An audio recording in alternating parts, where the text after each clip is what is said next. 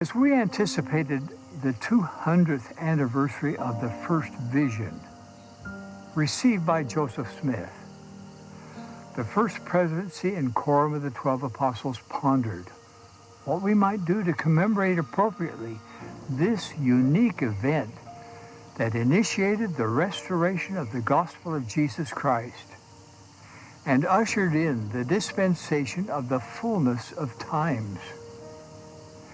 We asked ourselves if another monument should be erected.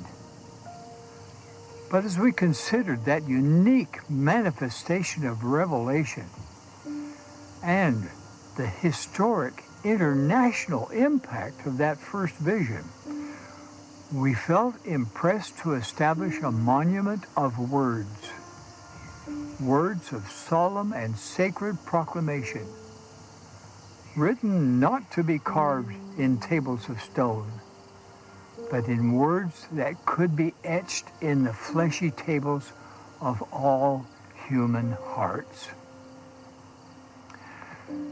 During the 190 years since the church was organized, only 5 proclamations have been issued, with the last being the family, a proclamation to the world, presented by President Gordon B. Hinckley in 1995.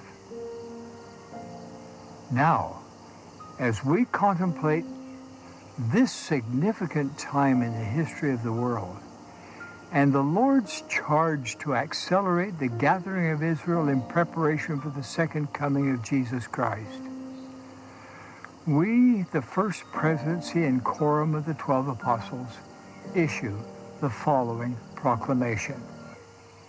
Its title is The Restoration of the Fulness of the Gospel of Jesus Christ, a Bicentennial Proclamation to the World.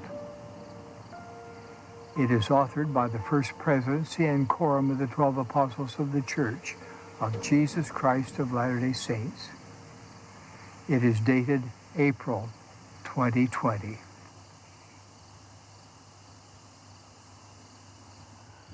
We solemnly proclaim that God loves His children in every nation of the world.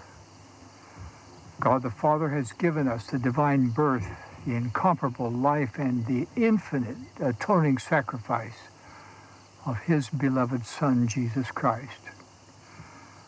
By the power of the Father, Jesus rose again and gained the victory over death. He is our Savior, our exemplar, and our Redeemer. 200 years ago, on a beautiful spring morning in 1820, young Joseph Smith, seeking to know which church to join, went into the woods to pray near his home in upstate New York, USA. He had questions regarding the salvation of his soul and trusted that God would direct him.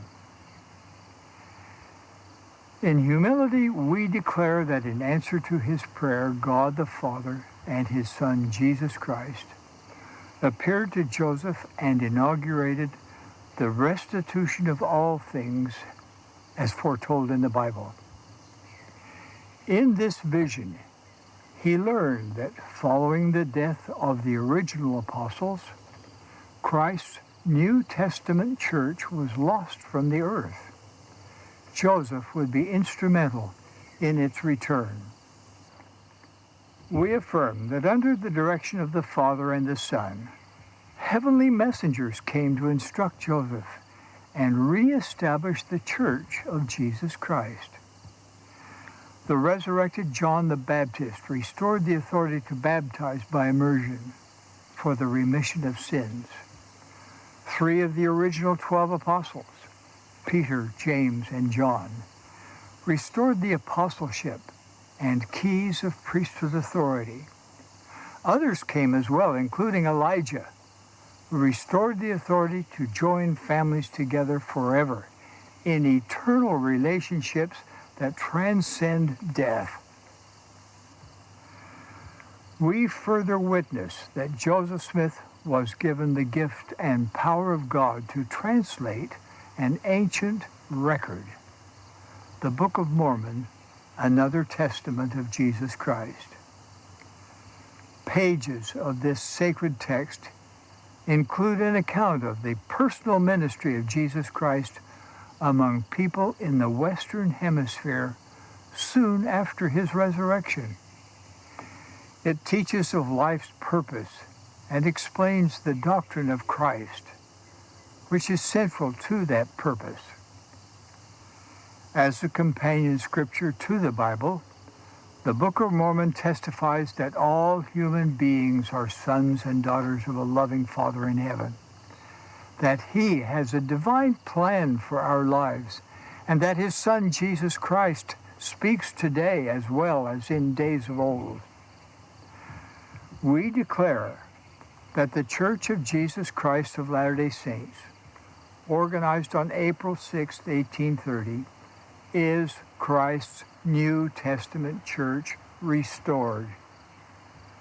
This church is anchored in the perfect life of its chief cornerstone, Jesus Christ, and in his infinite atonement and literal resurrection.